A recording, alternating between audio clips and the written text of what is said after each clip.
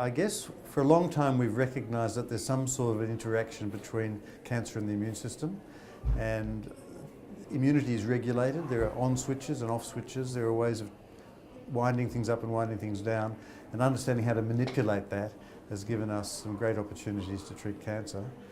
The recognition of cancer by the immune system is something that people have talked about, but now we've found out how to manipulate therapy in order to take advantage of that. Because you've changed the target, you stopped making antibodies against cancer cells. Is that right? Right, so we've made antibodies which regulate immunity. The immune system is capable of recognising the cancer cells more often than not. There's still plenty of clinical trials to be done, and using vaccines to enhance that recognition is still something which is a hot topic. So I don't think we've seen the end of vaccines.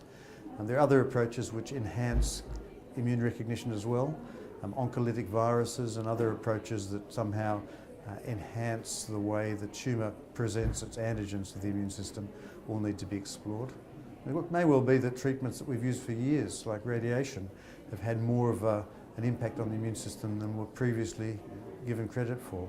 So the immunotherapeutics, including anti-PD-1 and anti-PD-L1, are very exciting because the clinical trials are showing clinical benefit, and that clinical benefit is not just objective responses, but long-term survival, durable survival in a significant number of patients. And initially it was in melanoma, and then lung cancer and renal cancer, and now we're seeing other cancer types as well are benefiting from this approach, and that includes Hodgkin's disease, it includes head and neck cancer, it includes liver cancer. There's a variety of cancer types, gastric cancer, bladder cancer, where the early clinical data is showing clear signs of benefit. Next. After this, so the next approach is going to be to figure out how to optimise the benefit. We're seeing signals of activity. Those signals of activity are coming from single agents.